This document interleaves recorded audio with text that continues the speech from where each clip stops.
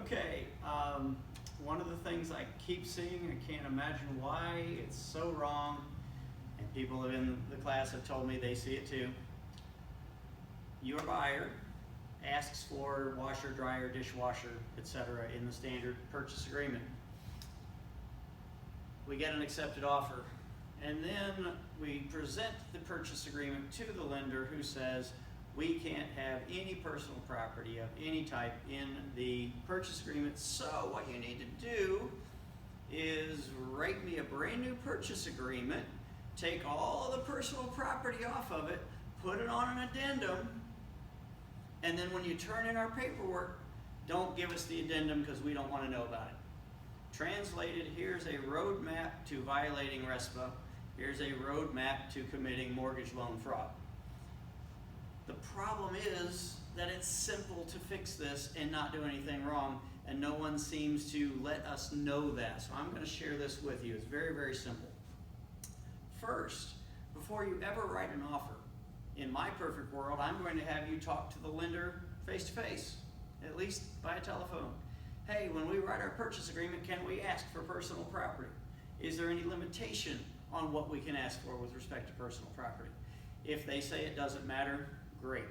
If they say, yeah, there's some limitations, then the information I've given you in my standardized provisions handout for this class that says, here's what we want, including the personal property, and all parties agree that the personal property in this paragraph does not contribute to the value of the capitalized word property. Only 2 underwriters in my career since 1991 have not accepted that language and have made me do something else. If they're going to make you do something else, they're going to make you take the personal property off of the contract, put it on addendum. Stop there, tell them no, tell them you're going to use the Indiana Association of Realtors standardized form called Agreement Regarding Personal Property.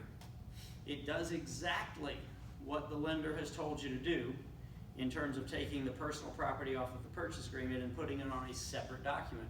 However, that separate document is not an addendum, it's a separate agreement. Most of you know exactly what it is, it's just not called this. It's a bill of sale. It uses the exact language that a standard bill of sale uses, but they call it a different thing. A bill of sale is a contract to purchase personal property, unrelated to the purchase of the real property. The addendum is part of the purchase agreement. So by putting something on an addendum, all you're doing is writing on a separate sheet of the same purchase agreement and doing nothing legal. So if you get to the point where your buyer's lender says we have to take the personal property off, do it. Rewrite the purchase agreement, put what was in the purchase agreement on the agreement regarding personal property. But here's the other catch. I think we've established that sometimes other agents don't play fair. If you have your buyer sign both of these documents and then send them to the listing broker, and the listing broker only has the seller sign the purchase agreement and not the agreement regarding personal property, your buyer has just agreed to pay the original price but not get the personal property they asked for. So it's, again, very simple to do. You send both documents to the seller via their listing broker, unsigned by your buyer. Once the seller signs both, then your buyer can sign both. You move forward, the bank's happy, your buyer's happy, the seller sells his house, and no one has committed fraud.